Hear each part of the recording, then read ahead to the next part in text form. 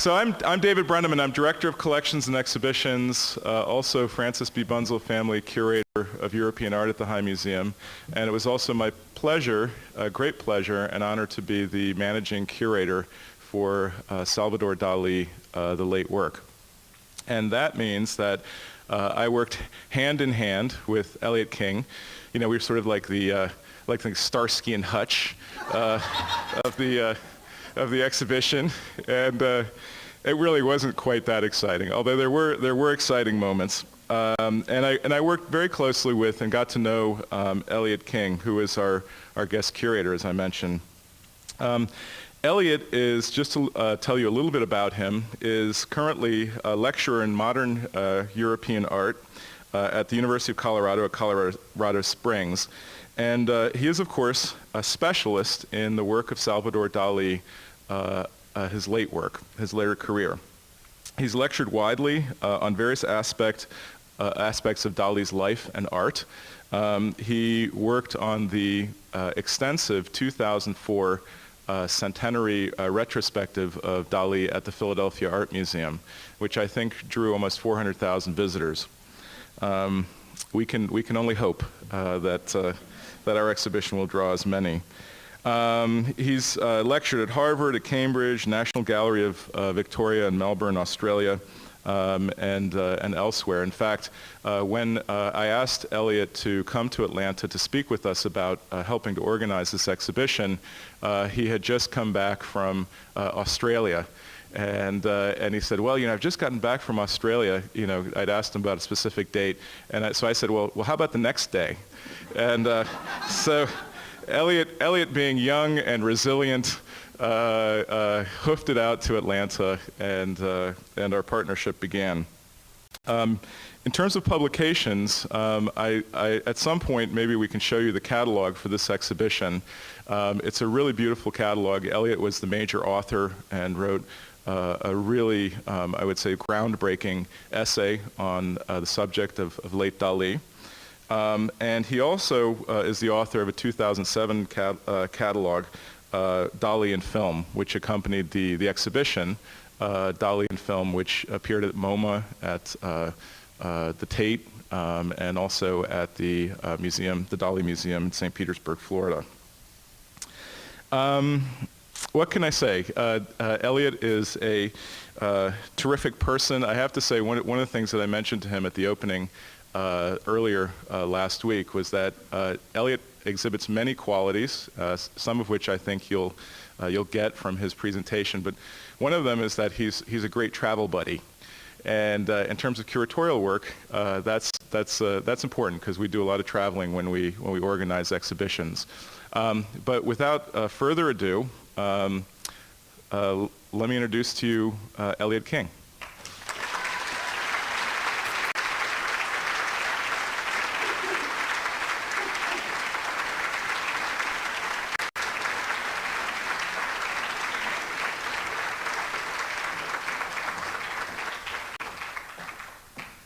Oh, thank you all so much.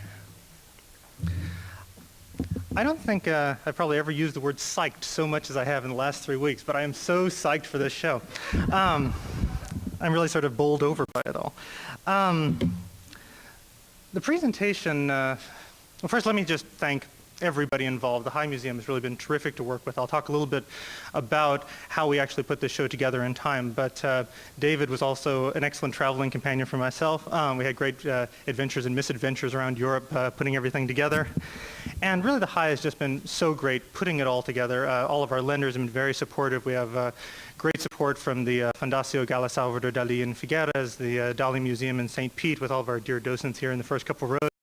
And you know, it really is just a great collaboration, and really that's what putting these together, these sorts of big exhibitions, is about, is trying to work with a lot of people and get something really mammoth off the ground. So hopefully, if you haven't seen the Dali show yet, you will quickly go in there excitedly after hearing this today. It was up until January, but I suspect it's going to get crowded, so do go in, because it's great. The presentation has taken a number of incarnations sort of over the last couple weeks. I've been thinking about what I'm going to actually say when I get here. And I suppose that was partially because I had originally thought that I'd probably give the same sort of presentation that I usually give. For the last 12 years, I've been a bit of a Dali evangelical, if you will, which is sort of going around the world trying to convince people who don't love late Dali, whom I consider heretics, to really to come around and think that that Dali is very interesting and much more interesting than art critics and scholars have thought for the last 40 plus years. And that's been sort of my party line. But then this exhibition has really redefined how people are thinking about late Dali. We've had over 10,000 advance tickets sold for the exhibition. The press has been fantastic. We were on in the New York Times. Yesterday we were on the cover of the Wall Street Journal, which is astonishing. So very good stuff. We have a Delta 757 with a giant mustache flying daily from Atlanta to the imagination. I don't know where this plane goes, but it's astonishing. So with all of this, the last thing I probably need to tell you is that Dali's late work needs reappraisal, because we are reappraising it now. We're very excited about it, and I think people are really taking a look, which is terrific. I'm a bit bowled over by it all. After suggesting people do something for so many years, when they actually start doing it, you're a bit taken aback. So it's just really been exciting and terrific. This afternoon, then, I'm going to talk a little bit about everything. So hopefully we'll touch on a little bit of Dali for whatever you might want to hear about. One of the things I definitely want to talk about is some of just the specific events and what has happened in the last 10 years or so that's really taken place to redefine our critical reappraisal of the subject that we call late Dali. A part of what I'll touch on is the dialogue Dali had with art of the 1950s and 60s, with the abstract expressionists, for better or for worse, with the pop artists, and that's really been a major element of his reevaluation. I also, though, want to speak about the abbreviated understanding we get from concentrating a lot on this idea of lateness, because we've been calling it late Dali, and of course we use this term late Dali profusely in the show. The title of the show is, of course, Dali, the Late Work. But I think as we actually look at what comprises the late work, it'll immediately seem that that late is actually a very simple category for what really amounts to a very heterogeneous body of work, a very diverse and a much more profound body of work than is really encapsulated by the term late. In addition to this, I'd also like to share a little bit of insider information sort of in the latter half of the presentation, this slightly less formal aspect, which is really about how this exhibition came together. Last week I was able to go through the galleries with we had a member preview last weekend, about 3,000 people came through already. And I was able to get some of the questions that they had and just sort of see what sorts of things sort of come up. And most of the questions that really come up are much more personal in nature, how I got involved with the High and how we actually got this exhibition together and off the ground, and bringing paintings in that literally haven't been seen in over 50 years in some cases, one piece that's never been exhibited publicly. And so really just how some of that nuts and bolts sort of stuff actually came together to get off the ground. So in the next hour or so, all that is sort of what I'm hoping to talk about. I should say, I guess, just on that idea of an hour, I'm going to try and do fairly well with sticking to an hour. In 2009, there was a gentleman in Perpignan who broke Guinness Book of World Record for speaking for 5 days straight on one subject. So he spoke for 125 hours, and he spoke about Salvador Dali that entire time. So I know I could do 6, but I won't. I shall spare you, but definitely as you have questions, if you have things, I'll be happy to talk your ear off after the presentation. It's good to begin by just making sure we're all on the same page as to what we mean by late work. For the sake of argument, we've defined the late work as going from 1940 to 1983. This is a fairly standard demarcation in Dali scholarship, looking at his overall body of art, saying that late Dali begins in 1940 and really goes to the end of his life. Now that's a shockingly long late period. If you think about sort of Picasso or Renoir, different artists who have late periods, it's not uncommon for there to be a late period, but usually it's, say, 10 years. It's not usually over half of the artist's life, and particularly something that's actually very profound and very deep. So I did want to sort of illustrate that because I think it shows quite profoundly why there might be a problem with just calling it late and having this late term signify so many different aspects of Dali's work. How we actually got to this point where we call so many things late is sort of interesting, I think. And so let me just begin with just a little bit of Dali biography to get everyone up to speed. Dali was born in 1904 in the town of Figueres, which is about a 2-hour train ride from Barcelona, very near the French border. He was here in Figueres. He used to vacation with his family over in Cadaqués, which is here near Rosas. And this Catalan landscape, if you ever get over there, is really imperative for understanding Dali's work. The Mediterranean is there. The rocks are very curious and interesting, and there are a tremendous number of flies, to be honest. A lot of flies, a lot of ants, and a lot of things that tend to actually crop up in Dali's work. When you go to this part of Catalonia, it does look very much like a Dali painting. It's a very interesting experience to walk around and understand some of those cultural aspects that work their way into Dali's work. Dali was a prodigious artistic talent from an early age. His father was the town notary, and so his father was hoping that his son would be a proper businessman and would be a nice, stable sort of person in society. And Dali really wanted to be an artist. He showed a great talent for art very early on, and so his uncle convinced his father to let him go to art school in Madrid. So he was sent off in the 1920s to the San Fernando Academy of Art in Madrid. And this is really where Dali had his artistic training. He had a classical academic education, which is to say that he learned to paint after the old masters. He learned to copy the great artists of the past. And that's very important when looking at all of Dali's work, that he's trained to look at the art history canon, how the old masters applied paint, how they captured light, and that really affects Dali's work in the 1920s, but really all throughout. Hello. There we go. In the 20s, when he was going to art school, he was staying at a dorm, basically, called the Residencia de Estudiantes. And this is where he met a couple figures who would be very impacting on his life. The soon-to-be famous Spanish film director Luis Buñuel, and the poet Federico Garcia Lorca. And it's interesting to see this generation here in the 1920s because all of them are just young students. They have all of their artistic lives ahead of them and all of the great things that they would be achieving to come. But they all knew each other in the dorm. They were friends and were working on different projects together. One of the interesting projects that Dali and Buñuel pioneered in 1929 was a film, which some of you have probably seen, called The Andalusian Dog on Shenandoah. And at the time, it was a very anti-art sort of idea. They were trying to suggest that art had become sort of a cultural cadaver. They wanted to make an anti-art film that would really scandalize the society. And so the 17-minute-long film, they openly rejected anything they thought made too much sense. And so if you watch the 17-minute film, it's a fantastic film, but it was meant to really get up people's noses.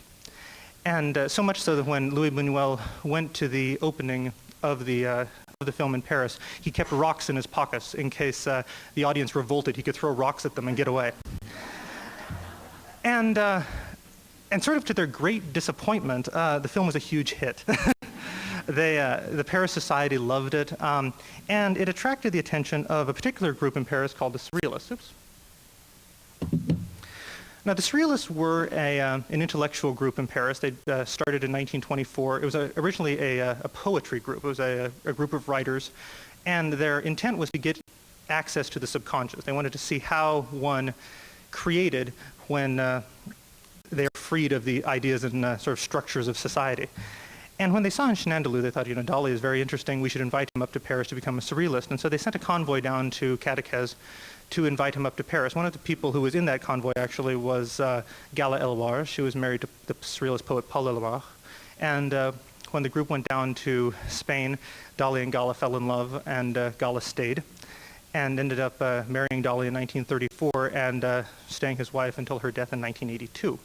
So there's a very long marriage that was obviously rocky in later periods, but it becomes one of those great sort of artistic love stories. And when you walk through the exhibition, you'll see just how much Dali was revering Gala, really. Her face appears in so many of Dali's great paintings. And that really began in 1929. So when Dali was here affiliated with the Surrealist group, here he is sort of front and center here. This is Paul Eloire, looking rather uncomfortable since he's just taken his wife. So Paul is here. André Breton is up here in the upper corner. And it was really during this 1930s period where Dali was just creating these sorts of canvases that would make him very, very famous, these very open images of the subconscious, or the subconscious laid bare, as it were, looking at Freudian ideas of Oedipus complex, of castration anxiety, all of these different ideas that were coming directly out of Freud and working their way into Dali's painting.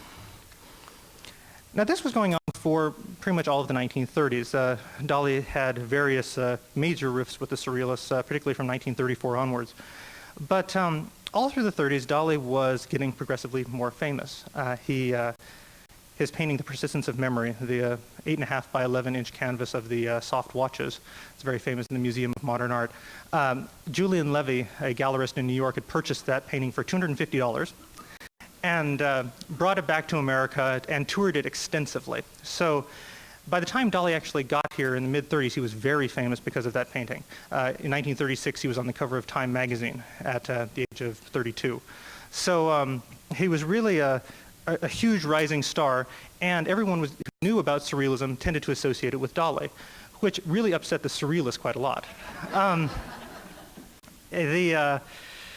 So they were upset that they felt that Dali was sort of hijacking the movement and commercializing the movement, making it far too popular for its own good. They definitely had great disputes with him over politics as well. The Surrealist party line tended to be veering to the far left, and Dali began on the left, sort of oscillated back and forth, and fundamentally just sort of stayed on top of the political fray and tried to keep working and didn't really want to align himself at all during the 1930s, which again upset the group quite a lot. And so in 1939, André Breton, the Surrealist leader, actually kicked Dali out of the group. And it's a funny thing when you think about Surrealism. It's not like Impressionism. It's more like a club. And so you vote people in and you actually kick them out.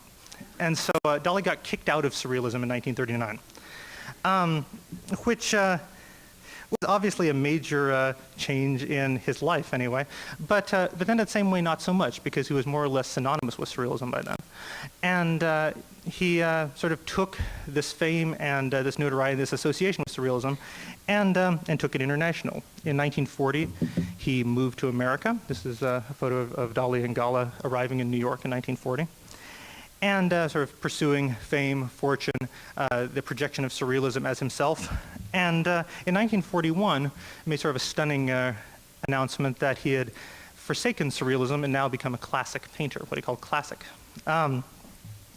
And that's really where I want to stop just with the Dali biography, which might seem very abrupt, and it is abrupt. And it's because up until about 10 years ago, this is where the Dali biography stopped. And to give you sort of an idea of that, we'll say 1997, 1998. I was an undergraduate at the University of Denver. And I didn't really know very much about Dali. I had a couple Dali posters to put on my dorm, as one does. And I didn't really, I just didn't really know a ton about Dali. And I took a class on Dada and Surrealism. And I read The Secret Life of Salvador Dali. This was his 1942 autobiography. And I was really taken with Dali, actually. I found him really interesting, and I decided I wanted to write my undergraduate thesis about his work. And to be honest, this was slightly self-serving, because I was very busy with student activities. And so I thought, well, there's a lot about Dali, so I'll be able to get books very easily. And it won't require sort of ferreting away, because the last thing I want to be is a boring art historian ferreting away in archives. And so I thought that this would be a fairly straightforward sort of thesis to write, until my undergraduate advisor suggested that I write instead on late Dali, after 1940, because she said there'd actually be rather less about that. And this is 1998. So actually, nearly a full decade after Dali had passed away. And I started getting into it, and there was nothing about Dali after 1940, with sort of ending with the autobiography in 1942. There were, sort of scant texts. They were rare and sort of hard to come by. There were Dali's own sorts of writings. He didn't always use this desk. But there were Dali's own sorts of writings. His autobiography, The Secret Life of Salvador Dali. In 1963, he had published a book called Diary of a Genius, which was his journal. And he had done various sort of interviews and things, but most of the text actually hadn't been translated into English yet. There were a few sort of mentions A. Reynolds Morse, the co-founder of the Dali Museum in Florida. He and his wife had produced a number of books. So there were Reynolds Morse's texts, which are very good, sort of were the only things really at that time that talked about this 40-year period of Dali's work. Some of the other pieces that were just coming onto the market, Chaim Finkelstein's The Collected Writings of Salvador Dali, which is now tragically out of print, but it was meant to be a compendium of all of Dali's writings. And it actually ends abruptly in 1968, even though Dali kept writing quite a lot thereafter. So that really wasn't satisfactory for looking at late Dali. Dawn Addis, whose Dali scholarship is fantastic, had a Dali monograph in 1982, and her monograph had about 250 pages, and only the last 20 pages was actually about all of everything that happened after 1940. So it was just this sort of no man's land of scholarship. Ian Gibson had just published his very authoritative biography of Salvador Dali called The Shameful Life of Salvador Dali. And he was very explicit in his case. 2/3 of this book are devoted to 1/3 of Dali's life. Will future biographers revert the balance and seek to find much of an interest in Dali's later production and life? I doubt it. But of course I may be wrong.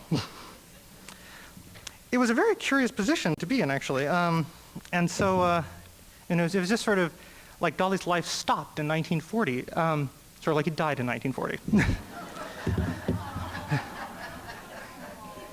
And I really didn't know what had happened. It was just not really receiving the sort of traditional understanding of the art history canon, I suppose. I didn't realize why everyone hated Dali so much after 1940. This obviously didn't jive also with the popularity of his work. Some of the most iconic paintings were obviously done after 1940. The Christ of St. John of the Cross at the Kelvin Grove Museum in Glasgow very recently was voted Scotland's favorite painting, but it's a hugely popular image, a very pop art image actually. A lot of Dali's work becomes tattoos, which is a fantastic subject in its own right. I saw one tattoo here as well. Yeah, Dali tattoos are all over the place, but it's a popular and sort of populist sort of concept, which really turned a lot of critics off of Dali, I think. It just seemed as though that he had just become too popular really for his own good. He had become too commercial, he had become too kitschy. And in a way, it's easy to see why this happened in the mid-20th century. Modern art critics were really trying to promote art that looked like this. The critic Clement Greenberg, a major voice of 20th century criticism, was obviously advocating works like Jackson Pollock, the abstract expressionists. And the ideas of what constitutes serious art had changed quite a lot. Not that these were wrong at all, but they were really quite different. They were more about the flattening of the canvas, the way the paint was applied, sort of trying to rebel against more traditional modes of illusionism and things like this. And so Greenberg took a very firm stance and said that this was high art, this was museum art, and anything that didn't, conform to these sorts of aesthetics was kitsch. And so Dali very roundly got associated with kitsch art, which again makes sense if you think about the art establishment looking at it like this in 1952. And in 1952, Dali was doing atomic disintegrations of the Virgin Mary, with portraying his wife as the Virgin Mary. So really nothing could look more different from serious art in 1950s than Salvador Dali. And Dali actually was very happy with this position in a lot of ways. He was very happy to remain sort of the devil's advocate against art criticism of that time. He was very intentionally bringing back the Renaissance, very intentionally bringing back all of these ideas that were against modern art. He actually wrote a book in 1956 that I know is available in the gift shop called Dali on Modern Art. And in that book, he really openly makes fun of the art critics of his time and very esteemed artists of his time. He writes about Piet Mondrian, and he says Piet Mondrian is nothing, which is why it can be associated as Piet Niet. Jackson Pollock, he said, is very interesting. It's a bit like indigestion. And so he was very just over the top in his criticisms of modern art. And so, of course, the art establishment and Dali were just the most sort of difficult sort of bedfellows to sort of bring together. So 50 years later now, it's sort of remarkable, given all of this, that we're able to have a major exhibition of Dali's late work. And it shows how much really things have changed in how we look at art, what we appreciate in art, the sorts of styles that we appreciate, and what we what we expect really from our artists. Certainly, one of the major ways of looking at late Dali is his connection to pop art. In many ways, pop art sort of directly challenged this sort of dichotomy between museum-worthy art and mass culture. And Dali was so much about mass culture and about all of the activities and ideas that were happening in the mid-20th century that he became a very important harbinger for pop art. Obviously, paintings like the Sistine Madonna. This is from 1958, so about 5 years before Roy Lichtenstein started doing his Ben-Day dot paintings. These were very interesting sorts of references to mass culture that were really presaging activities that would become very popular in 1960s pop art. About 20 years before Andy Warhol did his Coca-Cola bottle series, Dali in 1943 had painted this work, Poetry of America, that has this Coca-Cola bottle sort of dangling down in the center. So really, in the early 1940s, he was very much about that sort of mass culture. He was also a precursor to video art. He actually did the first artist video a few years before Nam June Paik made video art a real respectful medium. This is one of the videos that's in the show. It's a 1960 video he did with Philippe Halsman called Chaos and Creation. It's a 17-minute happening, basically, where Dali takes a pigsty that looks like a Mondrian painting, and very overtly, and fills it with popcorn, pigs, models, paint, sort of lets the whole thing fly and creates this sort of paint monstrosity that he tries to sell to the Guggenheim. It's very funny. So this was sort of but it's all a precursor, and I think it's because of that that contemporary art has sort of allowed us to look differently at Dali. Certainly, artists like Jeff Koons make a very direct sort of connection with Salvador Dali. Dali's Lobster Telephone, Jeff Koons has a postcard of this that he keeps near him. Koons actually owns 3 Dali paintings himself. And is just a really great fan. And one of our great public programs that we're having soon on October 5th, Jeff Koons is coming to speak here. And so do mark your calendars for that, because it'll be very interesting to hear what he thinks about the show. But we definitely know he likes Dali, he likes late Dali, and he sees how late Dali is very important to ideas of contemporary art. Another artist, Mike Kelly, it's impossible to look at contemporary art now and not think of Dali. Who could have done something like that and at that time? It looks like it was made yesterday. And just as a nice comparison, Yu Han, Mao, Maryland from 2005. From 2005. And Dali's Mao, Maryland from 1967, sort of the exact same idea, really 40 years before the sort of grotesque hybrid of Marilyn Monroe with Mao Zedong became part of a much more sort of commercial, much more political sort of commentary. So all of that has really helped to sort of deal with Dali's rampant commercialism. The way that that we treat Dali and understand what Dali was doing, that all of these things weren't really problems for his work, but were actually quite interesting in their own right and were important aspects that we need to consider when we think about Dali's contributions and what made him a major artist of the 20th century. Now, sorry, let me just get back here. The tendency with all of this is interesting, because obviously we have this exhibition, Dali, the late work, and we've had this late work revival, as it were, which is very encouraging and helping us to understand what Dali was doing. But one of the tendencies that I try to avoid in the exhibition, and it's something that I just want to talk about a little bit because I think it's important for understanding part of the more critical aspect of the show, is how Dali framed himself and how this late work should be seen in rapport with earlier work. Because really, late Dali, if we think about it, begins, as I say, around 1940, 1941. And one imagines that this might have been sort of a critical invention, that we wanted to protect the esteemed surrealist work from the commercialism and the kitsch and everything that followed in 1940. But what one finds is that actually Dali was very supportive of dividing his work in 1940, and in many ways divided the work that way himself. In 1941, as I said, he turned classic and announced that he was going to become what he called a classic painter, as if he's saying to himself, I have to become classic now or never.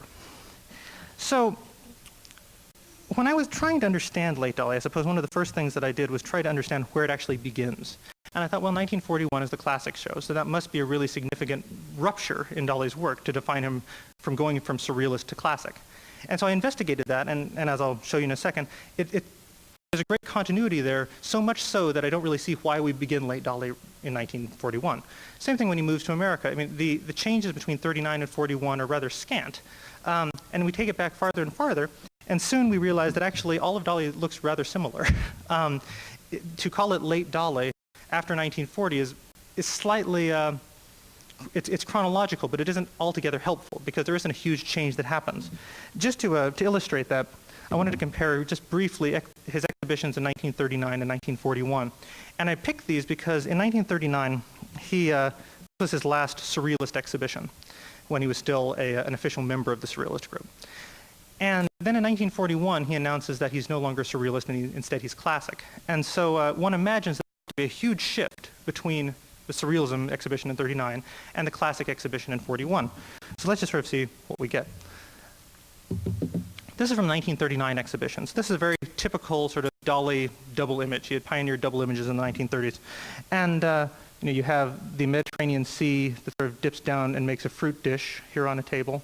The hills become pears inside this fruit dish.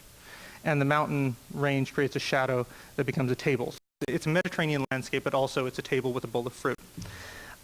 Very typical of Dali's work in the 1930s were these double images. He also had very strange sorts of juxtapositions. Debris of an automobile giving birth to a blind horse biting a telephone, which is exactly what it says it is. It's a Dali's one of the few artists who he'll tell you what it is, and you look at it, it's like, yeah, that's what it is. Yeah. The debris of an automobile giving birth to a blind horse biting a telephone. So these sorts of interesting sorts of conglomerations. And then in 1941, Dali announced that he was rejecting all of this and now going to be a classic painter. Finished the experimental epoch, the hour of individual creation is about to strike. So the 1941 show should look very dissimilar, to say the least. So these are from the 1941 show. And we have double images, these sort of landscape that makes the three faces here, the disappearing bust of Voltaire being created out of this. So again, very typical double images. Honey is Sweeter Than Blood. Honey is Sweeter Than Blood is actually a title he had in the late 1920s. So he's going back to a 1920s title for this great break in his work. And actually, creating the face around out of the clouds. So again, getting a bit of a double image there. These are more 1941 paintings, soft self-portrait with grilled bacon and Daddy Longlegs of the Evening Hope. And these are, sort of showing that same softness, that same deliquescence that one associates with soft watches, things that Dali had suggested that he had openly rejected, but were still very much a part of what he was calling classic work. And if nothing else, we can say that if we understand classic as we usually do, these really don't look very classical. And so Dali's definition of classic, which I talk about in the catalog, is really something quite unique that we need to sort of suss out. But the main thing I want to say just here is that the divide that really creates late Dali is very porous and isn't particularly exact. Nonetheless, it's been picked up by pretty much everyone. In 1941, the Museum of Modern Art had a Dali retrospective that presented Dali's work as going from Surrealism to Classicism. It's become a very convenient sort of way of describing the work, but it hasn't really been challenged. There have been a few critics, I particularly like Henry McBride. Salvador Dali has gone classical. Did you know that? So he says. But you never notice that as far as you and I are concerned, it's still the same old Salvador. And that's really quite important, particularly because Dali himself, again, was promoting it this way, calling his surrealist glory worthless and really trying to present a divide. Why he would do that, he's really trying to define himself. I think he is trying to rebrand himself as an artist. He's trying to deal with the fact that he's no longer affiliated with the surrealist group and has taken on the ideas of surrealism onto itself, but it's kind of a curiosity, as it were.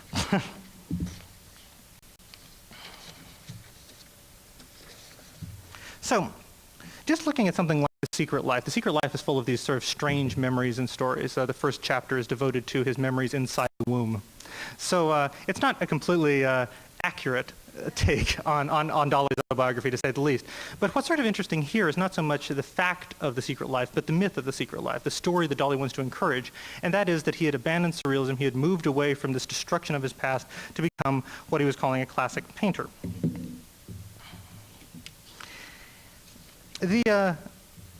most interesting exhibitions now, I think, and this is part of what we try to do in our show, which is why I go into some detail, is challenging this sort of dichotomy. In 2004, the Philadelphia Museum of Art, along with the Palazzo Grazie in Venice, launched this fantastic major centenary exhibition of Dali's work. And part of the objective of that was to begin looking again at late Dali and what we can learn about late Dali and how we can read late Dali by looking at previous work. Dawn Addis was one of the curators for that exhibition, and she does have this quotation here, which I don't probably need to read the whole thing, but basically that acknowledging that this idea of turning classic is a bit chimerical, that the old master had always had a profound influence on Dali, that from the 1920s onwards he was looking particularly at Vermeer, at Raphael, at Caravaggio, Velázquez, and those sorts of influences were always going through Dali's work in the Surrealist period certainly, and also going into pop art. In fact, in the 70s, when Dali is writing about Johannes Vermeer from the 17th century, he says that Vermeer is a great pop artist. Vermeer is a hyperrealist because he paints the city of Delft so exactly. And so those sorts of influence are really going throughout. Obviously, Dali's sort of attempts to copy from photographs have a much different resonance in the context of the 1960s. We can relate this obviously to the pop art and copying from a photograph. This was, again, a photograph of the Pope's ear taken from Paris Match magazine. So copying a photo very exactly. But really, Dali had been copying photographs all along. So these are some of the early 30s pieces that are directly copied from photographs, well before hyperrealism made that a very common thing to do. Just one of the pieces in the show that I did want to show, which is very interesting, that you do have this angel in the neck here of the horse that creates a string of angels coming off. And that's actually in the original photo, which is curious, that Dali saw this angel shape with the wing and the skirt and the head, and basically just sort of extracted it and made it a large staple of the painting. One of the moments that I'm particularly fond of as well is in that first room where we look at paintings from the mid-1920s. It's like Girl's Back. This is a portrait of his sister Anna Maria.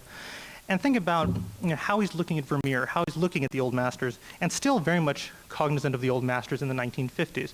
This is Vermeer's lace maker that was in the Louvre, and this is Dali's copy of the lace maker from the mid-1950s, but still very much interested in Vermeer and how that old master idea is really carrying through.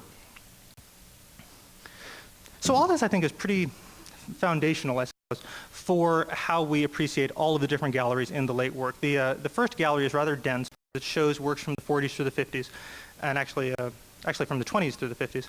But once you start getting into the religious work in the 50s, the pop art works, if you have this sort of background and you have this question of what is surrealism and how are these surrealist ideas continuing forward, how is the old master painting continuing forward, I think it makes the exhibition itself rather more interesting for later galleries, not only what Dali was accomplishing, but how generally we should understand Dali overall. So just in the last little bit here, I think I have about 20 minutes or so, I did want to talk a little bit more about how we actually put the show together, because it's an interesting sort of tale of victory and woe that a lot of people have asked, so how has the High actually managed to get all of these paintings that haven't exhibited in 50-some years? And really the High is really good. I don't know what else to say, really. I'll say more, but that's really the foundation of it. Michael Shapiro sort of described it as like a dental analogy, that we're very good at extracting. And so you have collections that have paintings that are very dear to them. And I know that this happens whenever one is organizing an exhibition, but so many museums, if they have a Dali, it's a prized possession because it's very popular. The public will want to come see that museum's Dali. And so to try and convince them to lend it to us for a few months is often a very high order. You know, you sort of imagine if your neighbor came and wanted to borrow your car for 5 months. And your car probably isn't worth several $1 million. So to go to these different institutions and basically plead for these Dalis is a very interesting sort of experience. The idea for the show itself really came out of that Philadelphia retrospective.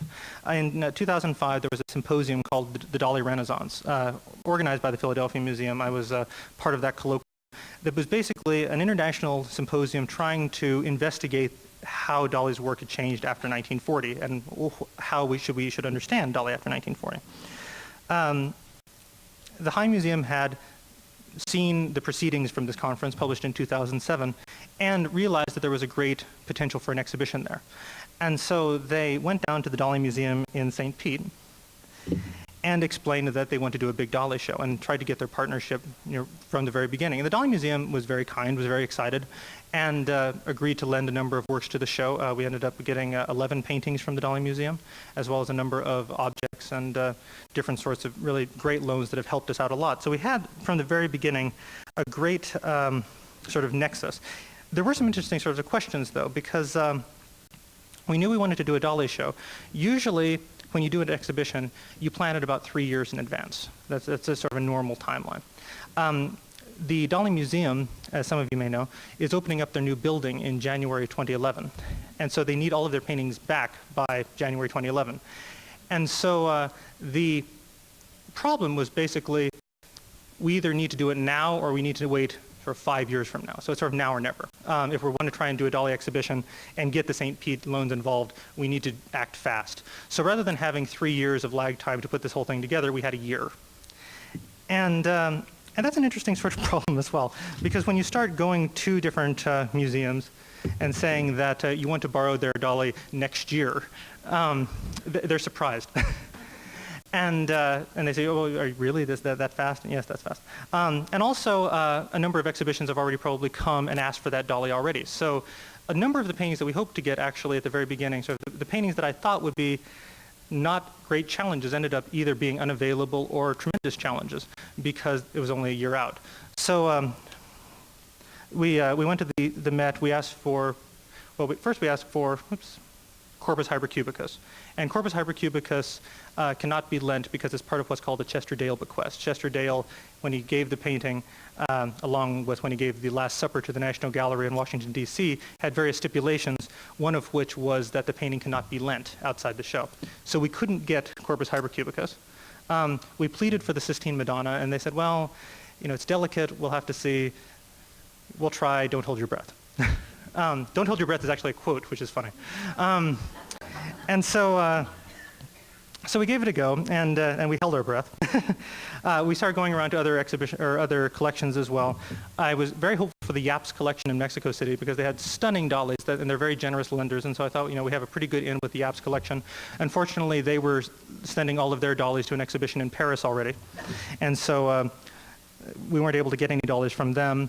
Different sorts of museum collections. By the time we asked them, they debated, they considered, and oftentimes gave us no's. So come fall, we were really sweating because we have this Dali thing on the plan. We have the Dali Museum behind us. How are we going to get a big show together? And so I put together what I called I called it destination paintings, and it was basically our global strategy for how we're going to tackle this show. I like this because it looks like I'm General Patton planning the whole thing. And basically we came up with, well, what are Dalis around the world that, living in Colorado, what would I fly to Atlanta to see as a Dali aficionado? What are just mammoth paintings that never exhibit, that are worth coming halfway across the country or really around the world to see an exhibition? My thought being that if we could just get one of these, we'd be in really great shape, because we could basically build an exhibition around just one of these sort of tremendous blockbuster sorts of paintings. All of them obviously had huge challenges to them. The Sacrament of the Last Supper, as I said, that was considered unlendable by the National Gallery. Some of these were in the Battle of Tetuan, which is a fantastic painting, huge. It's at the Mororashi Museum in the mountains of Japan. And apparently they close half the year for snow. And so as supportive as they were of our endeavor, they were unable to lend Battle of Tetuan. Well, here, I'll kind of go around through some of these. Assumpta Corpuscularia was a really funny one. It's called Assumpta Corpuscularia Lapis Lazulina is the title of that painting. It's from 1952. It had last been seen in 1959, and it was owned by a Greek shipping magnate named John Theodorakopoulos. It was in his private collection. It went to his heirs. It sold at Christie's about 20 years ago, went back into private hands. Basically, it was off the map. So we really wanted it, but we had no idea where it was. And so Christie was very kind in helping us get in touch with some of these different lenders. They would basically forward our requests to the last known person who had bought it, which was a huge help in trying to get some of these things that just hadn't been seen for a very long time. There were also obviously logistical problems, and a big reason of why some of these paintings hadn't been lent is because they're huge. Santiago Grande, it had been purchased in 1958, installed in 1959, and hadn't been moved. Probably in a large part because how do you move something that big? It had been asked for. It was a prized possession of the Beaverbrook Art Gallery in Canada, but it was just something that was more or less thought of as unlendable.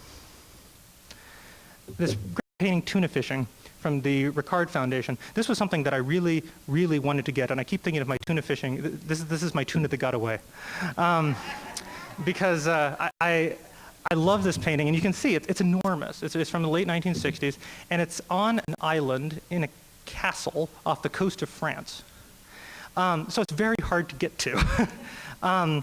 We came really close, though. We were very, very successful with almost snagging that tuna, and so we'll keep trying. But it was one that we were spending a lot of time on as well.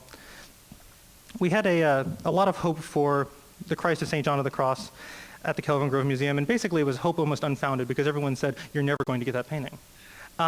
We went to the Dali Foundation in Figueras, and they said, well, this is a very nice checklist. You know these are ungettable. The Kelvin Grove painting hasn't lent to anybody since 2000. It hasn't been in a Dali exhibition since 1980, and it hasn't been in the US since 1965. So your chances are sort of slim and none, and slim left town. So we were hopeful. It's a really fantastic painting. It's the Christ of St. John of the Cross because it's based on a drawing by St. John of the Cross that St. John of the Cross had done in the 16th century in a state of ecstasy. He had envisioned this image of Christ as seen from above, and so created this drawing. The first time that Dali saw the drawing in 1950, he was so overcome that he had a series of dreams that told him, you must paint this Christ. This is going to be the most beautiful Christ ever painted, and you have to paint it. But as I said, it hadn't been in the US since 1965, so our chances were slim. So we were going around, we were professionally begging, we were asking for all of these great works, and some were beginning to trickle in. Our first real breakthrough came in November with a Sumpta Corpuscularia Lapis Lazulina. And the lender of this was in Spain, sent the letter back, and I really almost fell out of my chair when this came in. Because again, this is a painting that I thought we'd never find, let alone actually get in an exhibition. It was something that I'd written about a lot, but just had sort of no aspirations of actually managing to snag. It was a great example of my favorite period of Dali's work, the 1950s, and when he was doing what was called nuclear mysticism. These were blends of atomic science with religion and Catholicism to kind of create these extraordinary blends of 20th century Madonna and child figures, 20th century traditional paintings, if you will. So once we got a Sumpta Corpuscularia Lapis Lazuli, we had new women in our sales. And so we went back to everybody and we said, hey, we got a Sumpta Corpuscularia Lapis Lazulina. You really should agree, because I mean this painting hasn't been shown since '59, so it's good. The Kelvin Grove painting, is actually quoted in a Sumpta Corpuscularia Lapis Lazulina, and so we thought, we're trying. One of the interesting things with the Kelvin Grove painting is it's not owned by the Kelvin Grove. It's owned by the city of Glasgow. It's owned by Glasgow Museums, because when it was purchased, the then director Tom Honeyman basically he purchased on behalf of the city. So when you're asking for the painting, you have to go through not only the curatorial staff and get the director behind you, you actually have to go to city council. And you have to explain why it's very important as a cultural endeavor to lend what is a tremendous tourist attraction in your city. And so usually things kind of start falling apart here, but we kept, we'll keep trying and we'll see how it goes. A few other paintings started coming through. Galate came in, which was very interesting. This painting was sold at auction about 5 years ago, and it had only been reproduced in black and white. And so when it actually came in, it was really interesting, first of all, to see it in color, but it was also another painting that hadn't shown since the 1950s. Quite exciting as well. Skull of Zurbaran from the Hirshhorn Museum. This had just gotten back from another exhibition. It was a neat double image to include, though, because it's funny, after seeing these things, I don't notice the fact that not everyone sees the skull. And so it's called Skull of Zurbaran. You do have the skull here with each of these figurines becoming teeth. But it's also the interior of a monastery, and these are nuns. And so when you go back in, you get kind of that double image, but it shows the persistence of double images in Dali's work really kind of going throughout. One of the paintings that I thought I would go for, the Cincinnati Art Museum had contacted me about 3 years ago about this portrait, seeing if I knew anything about it. I didn't because it's never been exhibited before. It's called Portrait of Mrs. Chisholm, and the gentleman who owns it, this is actually a portrait of his mother. And he had never exhibited before. There was nothing in the books about it. And so when I was thinking, what late Dali works do I know this portrait that's never been exhibited before. And so we asked, he was very generous, he lent it, so it's here for the first time, which was very exciting as well. We started tracking down jewelry pieces. The jewels are extraordinary. They're in this display case there. One of the great ones is really this one. It's the starfish brooch, and all of the fingers of the starfish are articulated, so that when you pick it up, it's a very weird thing. Like all of the legs just kind of fall flat, so it's not like a dead starfish. So it's not a hard starfish at all. It falls flat. The idea is that one could wrap it around one's hand, but these look like they look like over-the-top costume jewels, but the starfish brooch is a 1.5-inch cultured pearl set in platinum, surrounded by diamonds, rubies, sapphires. I mean, these are exquisite sorts of jewels, and we were very, very excited to get some of those. So then sort of the unthinkable happened, and the Beaverbrook Museum got back to us, and it was tremendous negotiation. It isn't like these things happen, but the High had been in contact with them quite a lot. The directors have been speaking. David Brenneman, who's really a pro at this sort of negotiation, had been going back and forth, and the Beaverbrook said that they would lend the unlendable Santiago Grande. Not only that, they would also lend a couple portraits that they have, one of Lady Beaverbrook, who actually used to own Santiago, and another of her husband, James Dunn. So we have those in the show as well. And now we're sort of stunned. Now we have a real exciting exhibition on our hands. We got a letter from Culture and Sport Glasgow. So basically a letter from the Glasgow City Council saying, we have considered your loan and we will lend the Christ of St. John of the Cross. And I need to see the letter. I'll believe it when I actually have this letter in my hand. Check for forgeries, check for everything, because it's not something that happens. It did seem to be happening. They seemed to be excited about it, and we were very, very excited as well. Funnily enough, once the Christ of St. John of the Cross came in, we could stop holding our breath. The Met came back and said, you could have the Sistine Madonna as well. Very exciting. So really we ended up having a really fantastic sort of snowballing effect when we asked for paintings that were basically ungettable because we had to think outside the box. Because we had to do it in just a year's time, we had to think, what are paintings that are really shooting for the stars? And if we shoot for the moon, we'll land in the stars. So what paintings might we get? And then they just all started sort of coming in. The High Museum had decided to do some acquisitions. They bought a couple print sets. They bought the graphics. This is Dali's first lithograph set of Don Quixote. These are really interestingly done. They're they're all done with sort of experimental media. So he was using a paintball gun here, basically. He had a musket that he would stuff with bullets filled with paint and actually fire at the plates. So they had a really great sort of effect. We had seen these at the Dali Museum in Figueres, and David Brenneman was very taken with them, and so sort of pursued trying to get a collection of these for the High. Here's a picture of Dali with Max Ernst firing at some of those. They're all really performance pieces, which is a lot of, the performative aspect is really a lot of fun. Some of them were taking loaves of bread, sticking them in ink, and making dashes with them. Here's Dali making some of those in performances. This one is actually, it's called Don Quixote Reading in His Room, and it's basically an octopus that he took and he put all over the plate, so you could, it doesn't look like anything, but it's an octopus rubbed all over the plate. We got a video of the Alice Cooper hologram. At the same time, we were working on the audio tour and hoping that perhaps Alice Cooper would speak to us, which he did. So Alice Cooper is on the audio guide as well as the Archbishop of Atlanta. I'm sure it's the first time Alice Cooper and the Archbishop of Atlanta have been on the same thing. And really everything was just coming into play. And then we got another letter, and Japan said, we'll lend the Madonna of Port Legat, which hadn't been in the US since it debuted in 1950. Another sort of mammoth painting that we were just bowled over with. So really we had a fantastic sort of exhibition on our hands. I'm just going to run through some of these because it's slightly interesting how I can work on this from Colorado. The high has a model of the galleries downstairs. It's like a dollhouse. And so you can move walls around. They have scale models of the paintings that you can stick around. So by the time any art comes, they've actually done all of the sort of groundwork ahead of time, so we know where everything should theoretically go. So I was getting a lot of photographs like these, which are scale models of what the gallery would look like, with all of the graphics that the team here was designing. The exhibition designer was working on different colors for the room. The pop pink is really a fantastic color that I think works really well. Then I got here about 3 weeks ago, and we started doing the installation. Now, these paintings are coming in sort of giant crates and boxes. Hopefully some of you saw some of the photographs of the installation of some of these.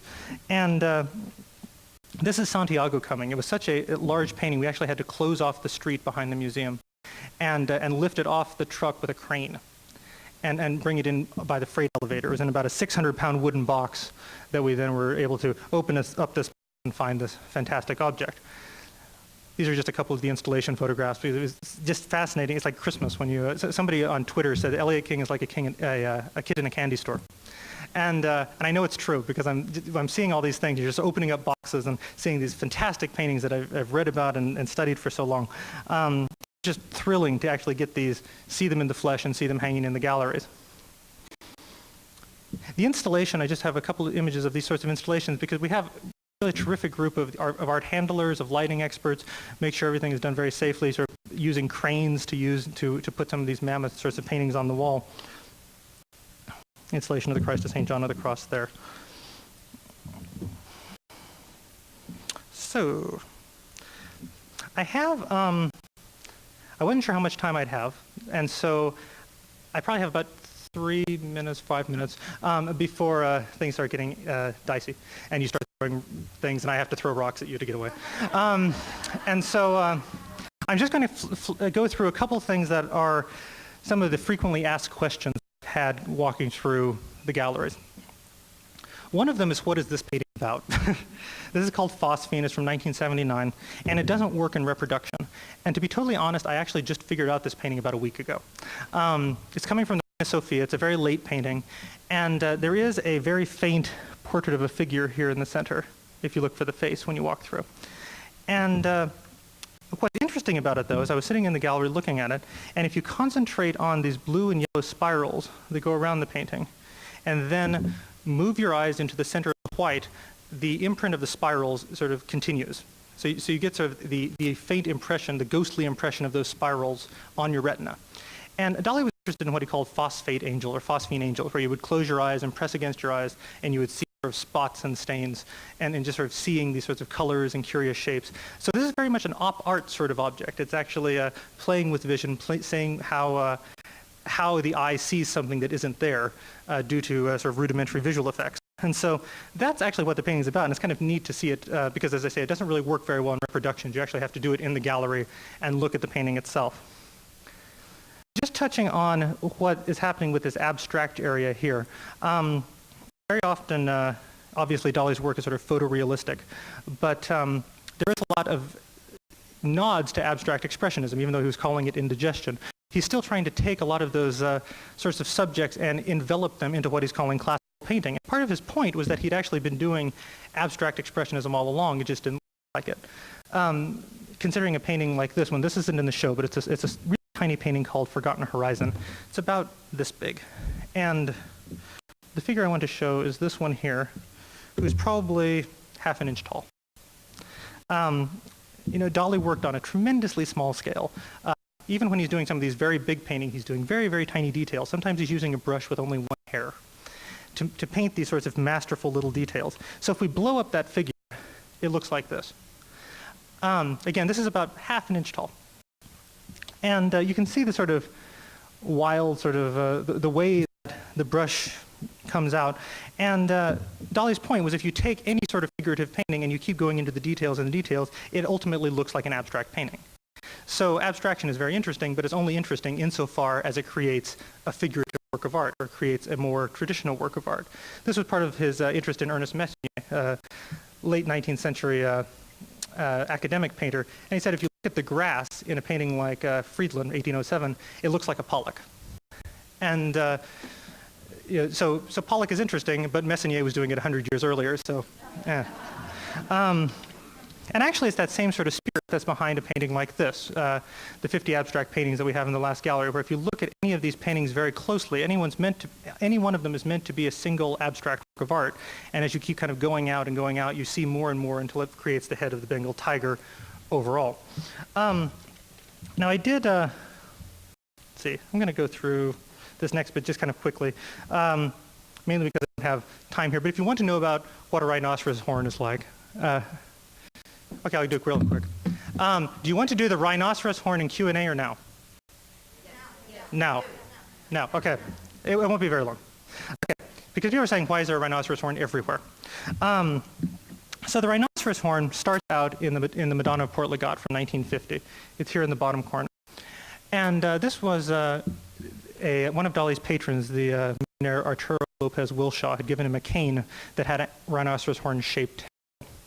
And so Dali had sort of rhinoceros horns on the brain.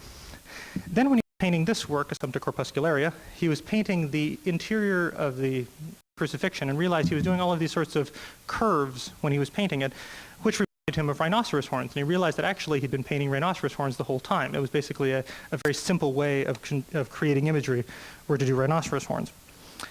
Once he got into rhinoceros horns and realized that rhinoceros horns were everywhere in his work, they began taking on various other meanings. He realized that they were tied to logarithmic spirals and golden sections. He was in contact with a mathematician in San Diego named Mattila Gica, who was working on aesthetics, and talked to him about logarithmic spirals. And so he began seeing logarithmic spirals everywhere, in rhinoceros horns, sunflowers, cauliflowers, and all of these things sort of became synonymous in his work.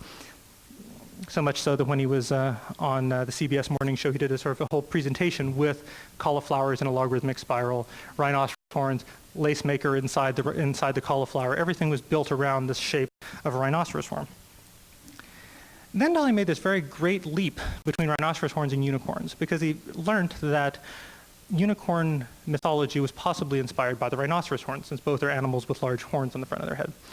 And the unicorn has all of these different connotations already. It's in medieval allegory, it was often considered a symbol for the Virgin Mary, because it was a symbol of purity. It couldn't be caught except by someone pure of heart. The horn was used as a protection against poisons.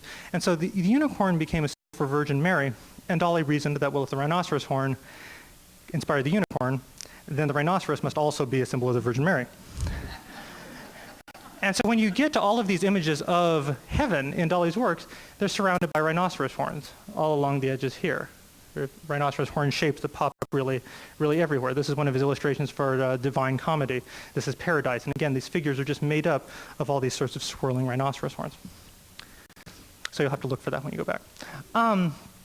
Just in closing, you know, we have such a great show. I'm so psyched. You may have noticed I'm psyched. And really, it's just come together so well. I have so many people to thank for it, and I'm just so pleased with how everything is really going forward. One of the kind remarks that I got earlier in the week, we had one of our VIP openings, and a couple people came who knew Dali in the 1970s. And actually, they're going to be back October 2nd for a Dali and Friends panel. So people who knew Dali in the 70s are going to be coming back talking about it. Ultraviolet, who was in Dali's entourage and went to Warhol's entourage and became a factory sort of film star. She's going to be coming October 2nd. So all these people are coming back. And Louis Marcoya, who knew Dali in the 70s, sent me this very, very nice little note that the exhibition is truly inspiring and mind-boggling. Standing in front of the large version of the Madonna of Port Legat, I was so overwhelmed by its beauty, I felt ill. The thoughts and works that can change, these are thoughts and works that can change lives and direct destinies.